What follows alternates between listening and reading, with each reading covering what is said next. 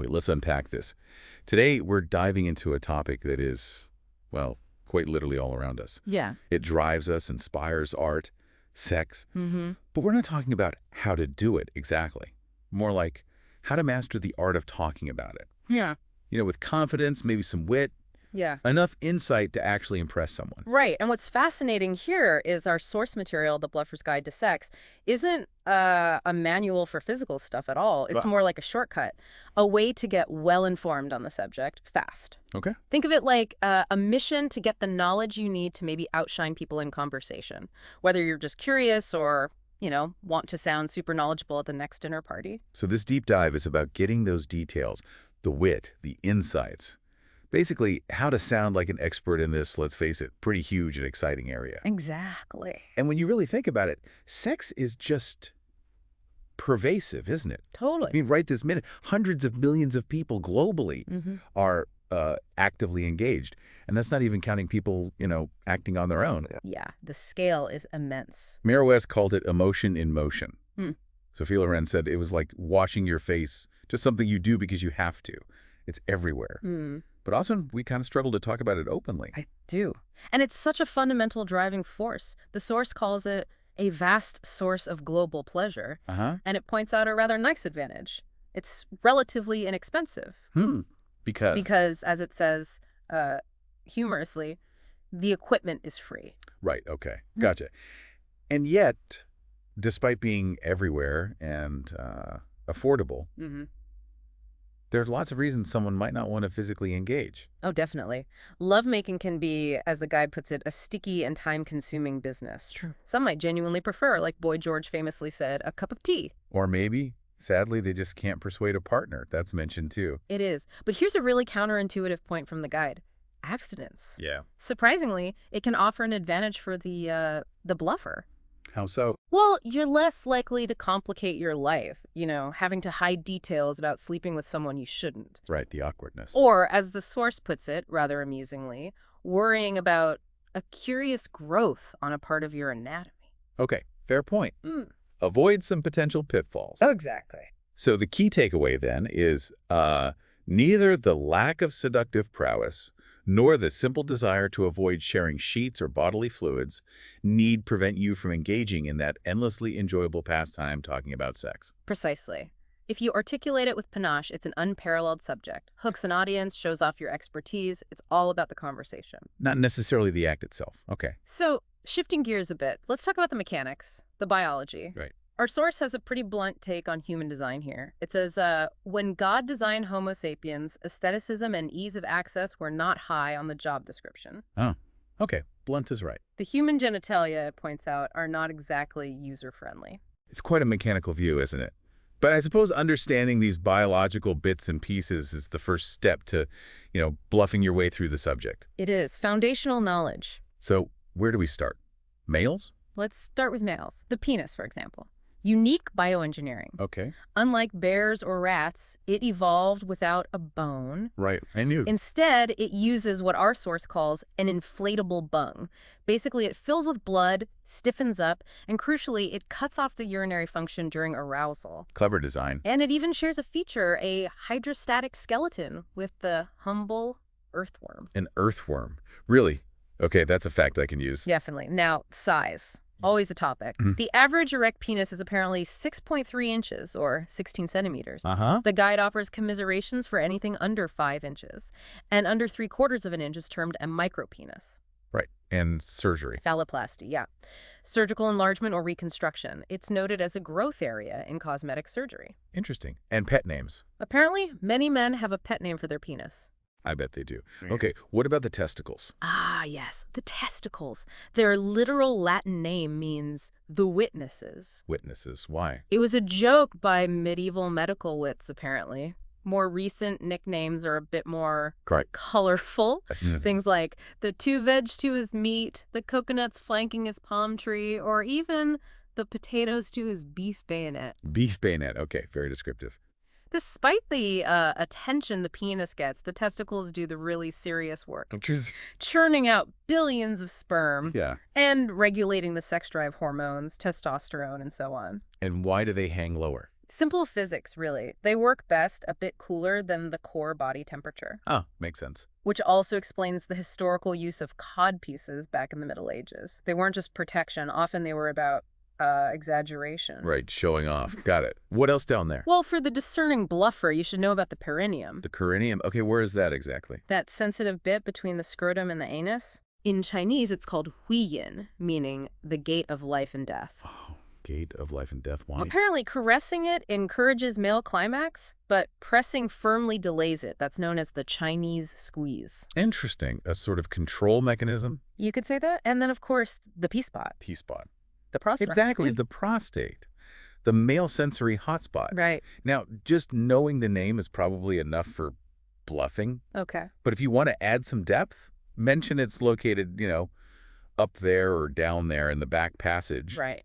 And that, apparently, tickling it with a fingertip can exponentially increase the intensity of male orgasm. Yeah. That shows real inside knowledge. Okay, noted. Prostate tickling for advanced luffing. Got it. Got it. Shall we move on to female anatomy? Let's do it. Starting with the breasts. Okay. There's obviously been this long-standing fascination with the female chest throughout history. Understatement, maybe? Perhaps. The advice here is to admire them abstractly and lyrically. Yeah, reference poetry. Robert Herrick's Upon Julia's Breasts is suggested. Or an Arab proverb, paradise can be found between the breasts of women. Nice. But crucially, a truly knowledgeable person should never actively peer while discussing them. Subtlety is key. good advice. And size, influences. Genetics, hormones obviously play a big role. The source sort of jokes that the obsession with mammary tissue evolved before we'd washed off the primeval slime. Probably true. And fashion has had a huge impact on what's considered ideal. Oh, definitely. I mean, look at the 1960s. Large breasts were apparently compulsory in 63. By 67, it was bra-free, and by 69, they disappeared altogether, according to the guide. Wow, that's quite a swing. And for a really memorable quote, Victor Kiem, the marketing guy for Playtex, Bigly. he apparently described bra sizes as ping pong, ding dong, king kong, and holy cow. Holy cow, you couldn't make it up. Shows how much perceptions change, right? Absolutely. Okay, moving down. The vulva. Right, the external genitals. Exactly. Got some colorful nicknames too, like Bearded Oyster or the Grand Canyon. Okay. Its components are the clitoris, the vaginal entrance, the labia majora, the outer lips, and the labia minora, the inner lips. There's even a belief, the source mentions, that red lipstick is a subliminal reminder of the labia minora. Huh. Never heard that one. Food for thought. Yeah. And the vagina itself. Well, its Latin name comes from the word for a sword scabbard. Fitting, I guess. The guide clarifies it's not so much a passage as a cul-de-sac. Okay. And at rest, its walls are corrugated, forming an H shape. Corrugated, why? Allows for significant expansion, up to 10 centimeters for childbirth. Wow. Which, the guide points out, provides the perfect retort to any man boasting he's too big. Huh. Good one to keep in your back pocket. Now the G-spot. Controversial. Very controversial. The debate about whether it even exists. Right. Named after Ernst Grafenberg, a German gynecologist.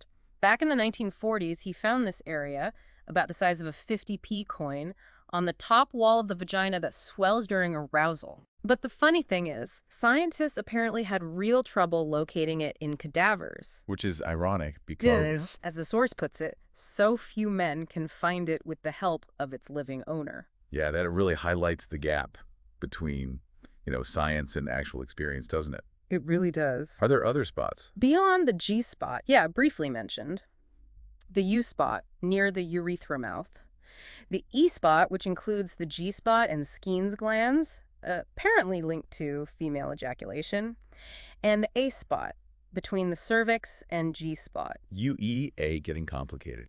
And for maximum bluffing value, the source humorously suggests just throwing in Z-spot and B-spot for good measure. G-spot and B-spot. Okay, got it. And erogenous zones generally. Right, for both sexes. These are just areas more sensitive than other bits to stroking, kissing, and other tender attentions.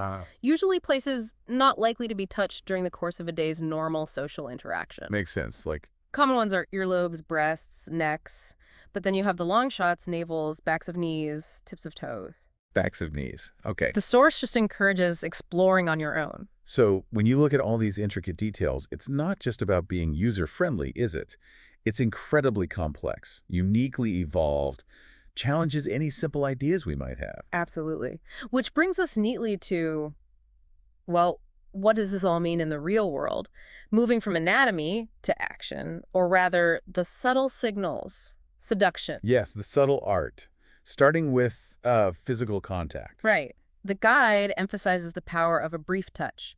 Say, when passing a glass of wine, just letting your fingers brush against theirs. Okay. If their fingers rest there for a moment, they don't pull away, that's a welcoming sign. And that they flinch. Then you've got a long, long way to go. It's a tiny gesture, but speaks volumes. Interesting. What else? Locations? Yes.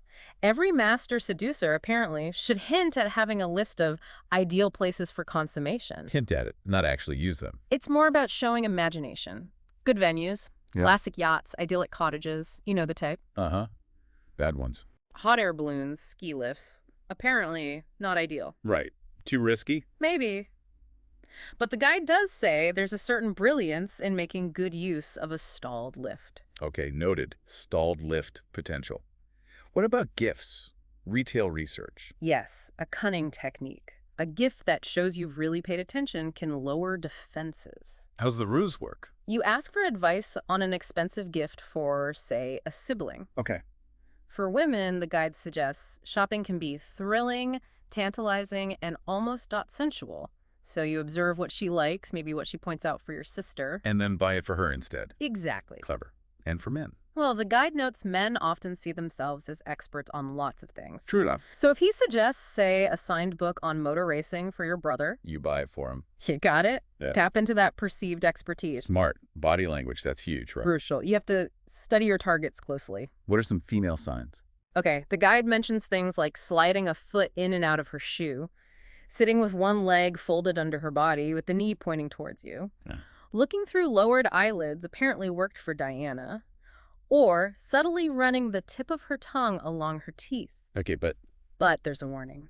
Don't dribble. Right. Good caveat. Signs for both sexes. Showing the palm of the hand or the wrist. That's one of the surest signs of sexual interest, apparently, but needs subtlety. Okay. Also, tear glands become more active, pupils dilate when you're talking to someone attractive. You're quite literally getting an eyeful. An eyeful? But glazed eyes could also mean... Could also just mean they're falling asleep, so, read the whole picture. Context is key. What about catalysts? Things to help things along. Alcohol is always reliable, according to the guide. Cake, too. A cake. Apparently. If they prefer savory, cheese is good. Especially the melting variety, such as Vacherin, shows evidence of your unique erotic savoir-faire. Vacherin for savoir-faire. And chocolate, of course, a proven aphrodisiac. Montezuma, the Aztec emperor with like 600 wives, reportedly drank goblets of it to boost his prowess. Wow. Okay, chocolate, cheese, cake, booze. Noted. Making the move. The pounds. The pounds. Gender stereotypes come in here. Women are supposed to flutter elegantly, make him think he's doing the running. Right. Men might wait for a signal, which can apparently be hurried along if you assure them you'd never behave inappropriately. Okay. And if the signals aren't there? No hand squeeze. No direct eye contact, lips don't part. Yeah, probably time to call it a night. It's all about those subtle cues. And if seduction fails? Fallbacks. Fail-safe fallbacks include a picnic in an imaginative location, remember, or a luxurious weekend in Paris. Go big or go home. Oh. Lines. Opening and closing. Avoid the hackneyed pickup lines like, babe, there's a party in my pants, you're invited. Please, yes. Avoid that. The guide stresses nobody ever came unstuck with hello as a starter. And really, the art of seduction is largely nonverbal. True. Closing lines. Any funny ones?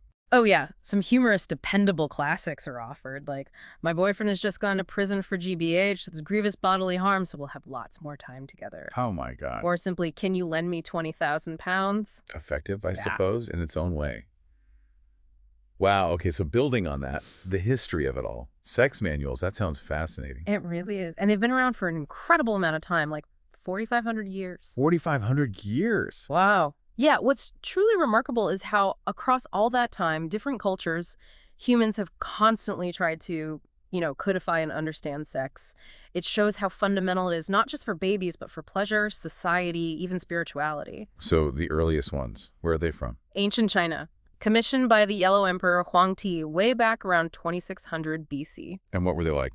These manuals, they didn't even have names, apparently detailed techniques for kissing, stimulating erogenous zones, timing pelvic thrusts, all framed as ways to increase life expectancy. Increase life expectancy. Interesting angle. And the really inspired part, the facts were presented as conversations with 3 fantasy women. Fantasy women. Yeah, Sunu, the elected girl, and the dark girl, who was the technical expert. Okay, that's brilliant. What else from China? There's the Jade Room from early texts, went beyond just tips, included love potions, spot cures, Right. advised on 8 different ways of biting, 4 levels of kiss, different moaning sounds. 8 ways of biting. Wow. And the illustrations, apparently very acrobatic, were not drawn to scale deliberately to encourage imagination. Great detail for a bluffer. Definitely. Any specific authors? Master Tong Xuan, 7th century, wrote The Art of Love. He was the first to use art for types and love for sex. Okay. And he had these wonderfully descriptive names for genitalia. Vagina could be deep veil or chicken's tongue. Chicken's tongue. Yep. Male organ could be turtle head or positive peak. Turtle head. This book had 30 poses, too. Things like unicorn's horn or flying ducks reversed. Flying ducks reversed. Sounds complex. And for a fantastic dinner party, quote, try. Sun Sumo, 9th century court physician, wrote priceless recipes. Okay, what do you say? He believed men should learn advanced sexual techniques in their mid-30s. Because after 40, potency declines, and before 30, well, they're just too ignorant. Too ignorant. Perfect for bluffing. Nobody will have heard of him. Exactly. What about other parts of the world? Middle East. Right, medieval Arab world. Right. The Book of Exposition and the Science of Coition, first compendium of marital arts from there. And its approach. Pretty misogynistic, unfortunately. Saw women as passive objects. The opening line is quite something. Praise to the Lord who made the thighs of women anvils for the spear handles of men. Oof.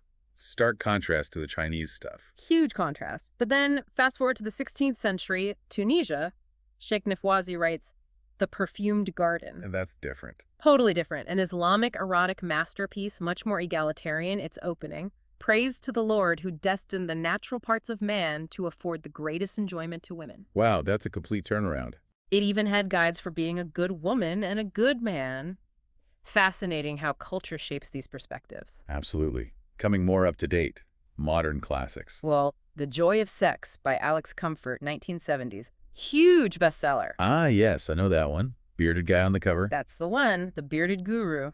He made sex seem scintillating for ordinary people. Very much a suck-it-and-see 70s approach. Right. Beyond manuals, any other books to drop into conversation? Yeah. The guide suggests name-dropping things like Lady Chatterley's Lover, obviously, Albert Camus' L'Étranger, Pierre Louet's The She-Devil Susan Sontag, apparently hailed that one. High praise. Don't forget the Bible either. The Song of Solomon makes it much sexier read than you might think. Solomon, remember, 700 wives, 300 concubines.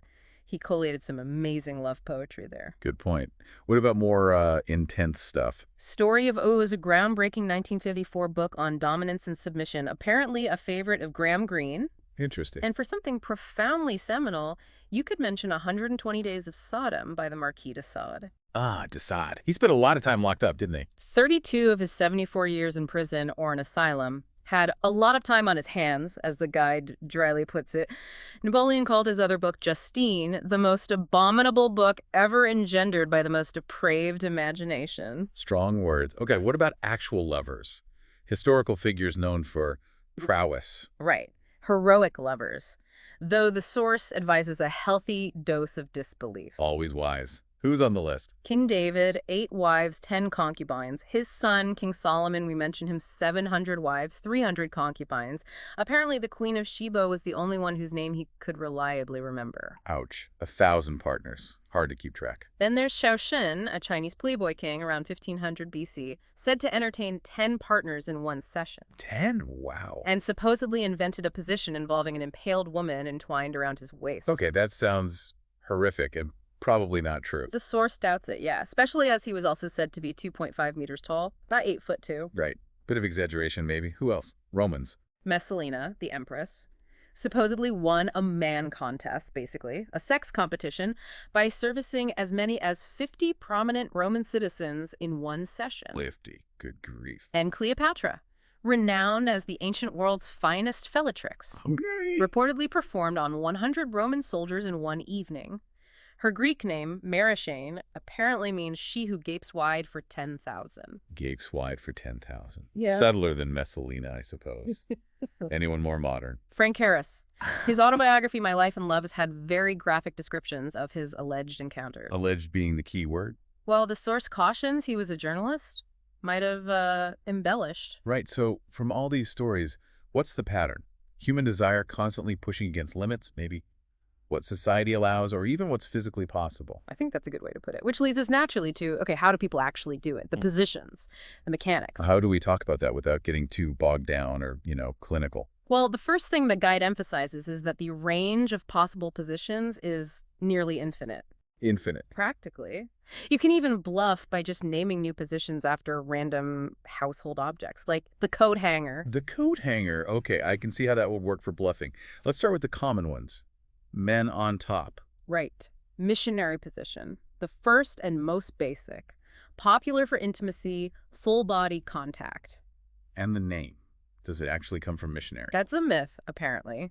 It was historically known as the matrimonial position, practiced way back in ancient Greece, Rome, Aztec culture, China, Japan.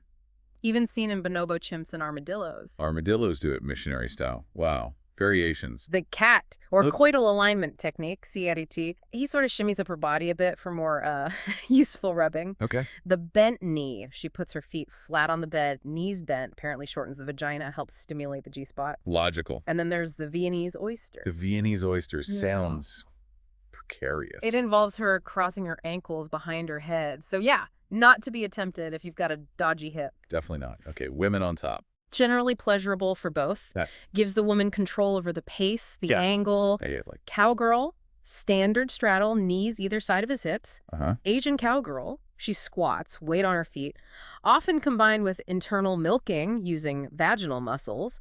Reportedly a technique Wallace Simpson used on Edward VIII. Really? Wallace yeah. Simpson. Okay, that's a juicy tidbit. Reverse cowgirl, she swivels around, faces his feet, offers an interesting change of scenery for the guy. Different perspective. Anything more relaxed? Yeah, byum. It's a tantric position. Yeah. Both sit cross-legged, facing each other, locked together. Sounds intimate. Described as delightful for both parties and ideal for the lazy, can apparently be held for hours. Hours, okay. Other angles. Rear entry. Ah, yes, rear entry, universally known as doggy style, favored for deep, powerful penetration. Right. Variations there. Cuffed, hands knotted behind her back, adds a dominant submissive element.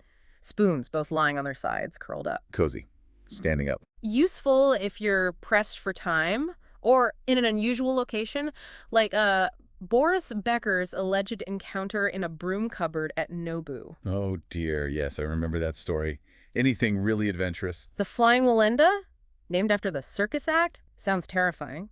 Not to be recommended unless you're actually a trapeze artist. I'll pass on the flying Walenda, thanks. And the inverted wheelbarrow. An advanced version requires a very limber woman and a strong man. Otherwise, the guide Riley notes, you'd be better off with her reclining comfortably in a real wheelbarrow. Probably safer too. Okay. How about adding spice? Variations on a theme. Right. Talking dirty, for instance. Modern forms include sexting, video shorts on Skype or FaceTime.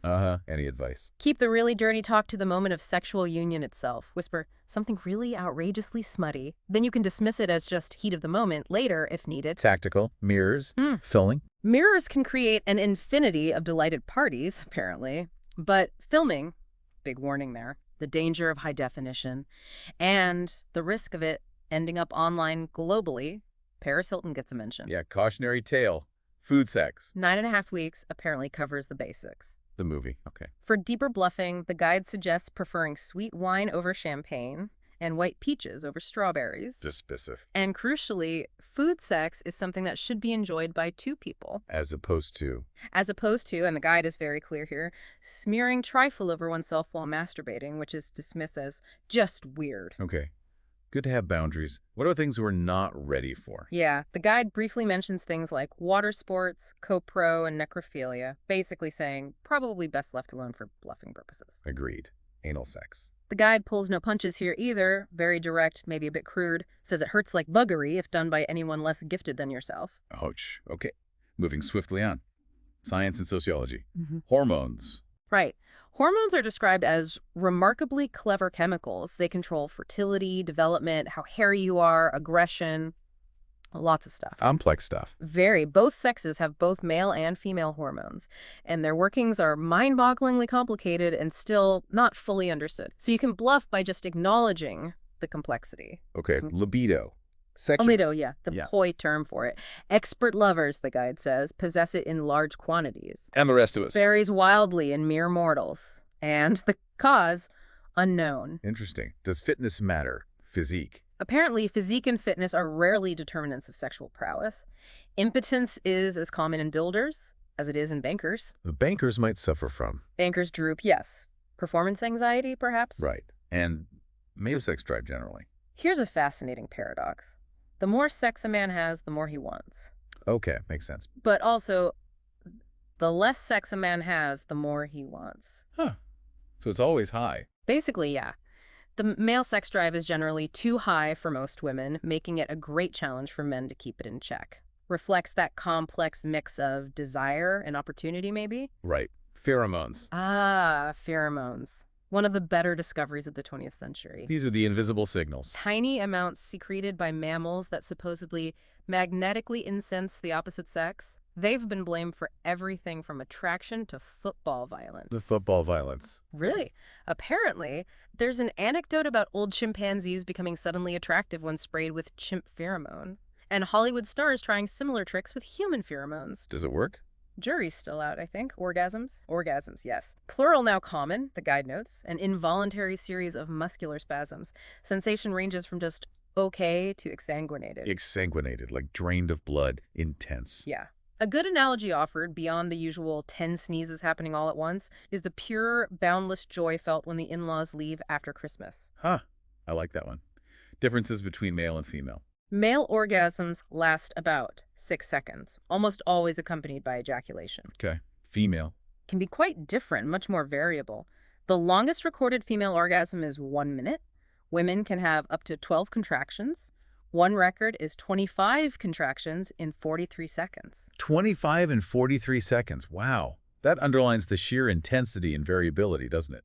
Much wider spectrum than often assumed. Absolutely. And the female body parts apparently return to their normal state quite quickly afterwards. Okay. Ovaries. Described with typical blunt humor as petulant organs. Petulant. Responsible for egg release, but also hormones causing PMS, postnatal depression, hot flashes, painful periods. Ah, okay. The downsides. Advice for male bluffers. Recognize the signals and grant every last and entirely reasonable request. Wise words. Level of activity. How much sex do people have? Huge range. Contrasts Immanuel Kant, the philosopher, died a virgin at 80, Right. with Sir John Betjeman, the poet, who regretted not having more sex. Bluffers should probably lean towards Betjeman's view. Asexuality is mentioned as a normal state for some. Others make love 3 times a day for decades. Wow. Peak times. Men peak sexually in their teens, apparently, but make technical improvements well into middle age. Learning on the job. Women reach maximum revs and smoothest technique in their 4th decade. Though menopause can affect performance like that of an albatross being tapped on the beak by a Boeing 747. Ouch. Vivid metaphor. Sexual orientation. Most gay people recognize their orientation around puberty. The advice is examine your fantasies. Okay. Statistics. Only a small percentage are exclusively homosexual. About 4% of men to 3% of women.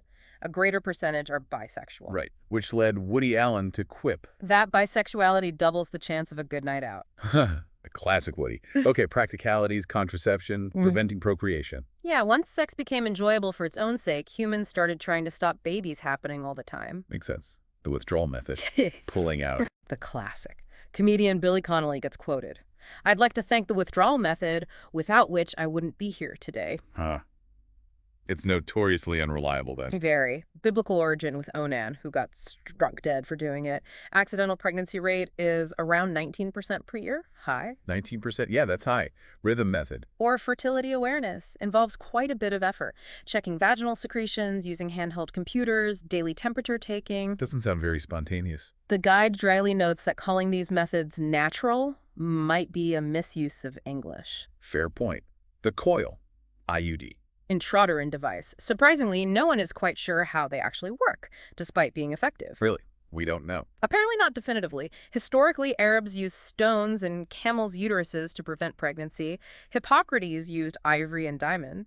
Casanova carried a pouch of gold marbles for similar purposes. Gold marbles, wow.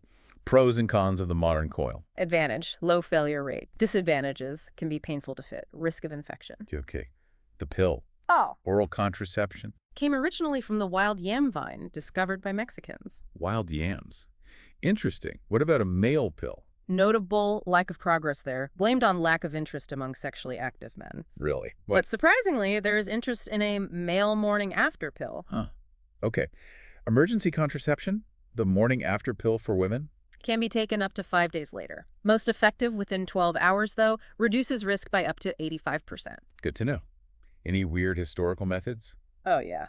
A failed 1970s device called the Bionex control valve required surgery to implant a tap in the vas deferens to obstruct sperm. You literally turned it on or off. A tap. Oh my God, that's invasive. Didn't catch on. And ancient China. Women apparently advised to drink 24 tadpoles after sex or eat bees. Tadpoles, bees. Seriously. According to the source, more recently, a Chinese chemical from cottonseed oil, gothipol, makes men subfertile. But there's always a but. It also takes his ardor away and causes physical debilitation to a prepubescent state, nicknamed the Chinese takeaway. The Chinese takeaway. Brutal. Okay, serious topic now. STIs. Yeah, sexually transmitted infections. The stats are pretty alarming. 65 million incurable STIs in the USA alone, apparently. It's presented as a very good argument for staying safely tucked up at home. Grim. That's where there's some common ones mentioned. Syphilis. Old Joe, as it's sometimes called, insidious, can hide for decades, then cause blindness, heart disease, insanity. Nasty. And the name calling. Historically, countries named it after their enemies. The French disease, the Italian disease, the Spanish disease. Charming. NSU. GOK. Non-specific urethritis. Used to be called GOK, God only knows, because they couldn't identify the cause. Right. And now... Now known to be mostly chlamydia trachomatis.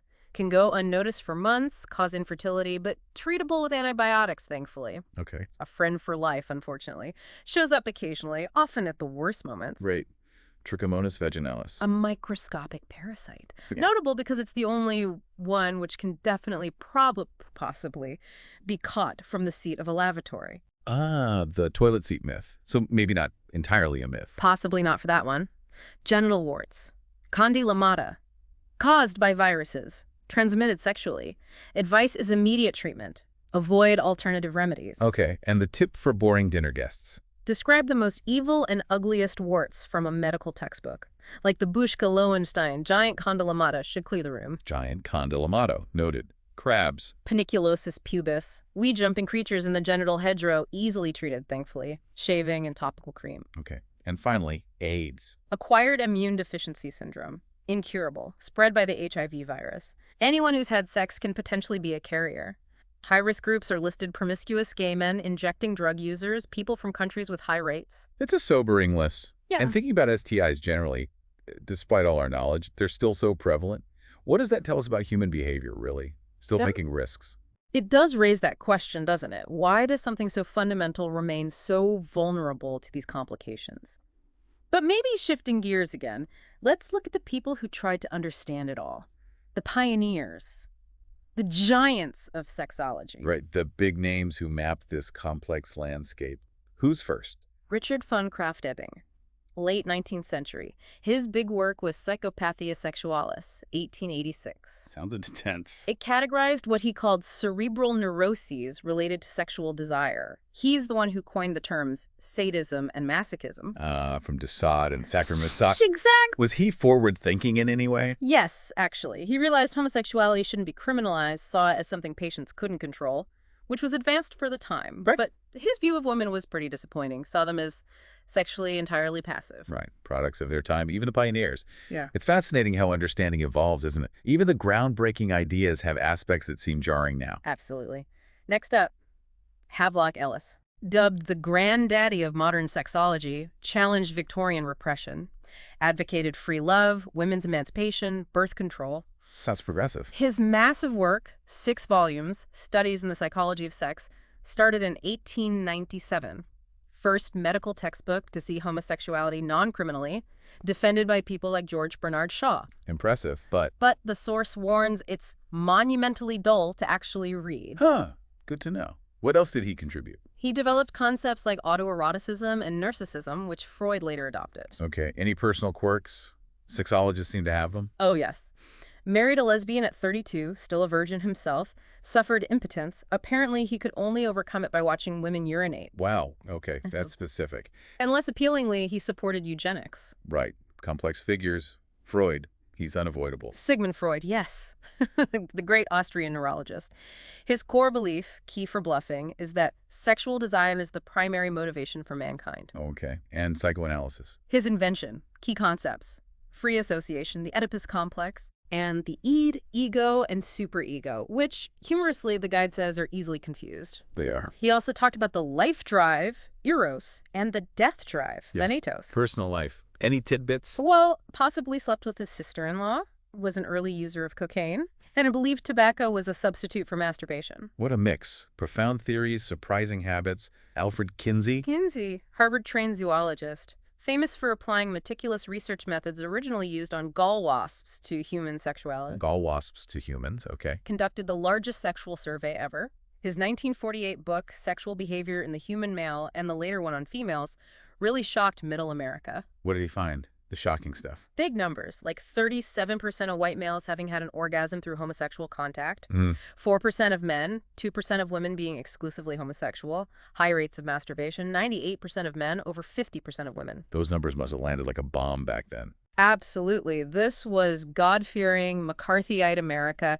His methodology might have been a bit slapdash in places, but his bravery in just publishing it was undeniable, challenged everything. Right. Any other stories, Adam? He was detained by U.S. Customs once for carrying pornography, claimed it was essential for his work. Essential research material. And he apparently frequented a famous gay pickup joint in New York.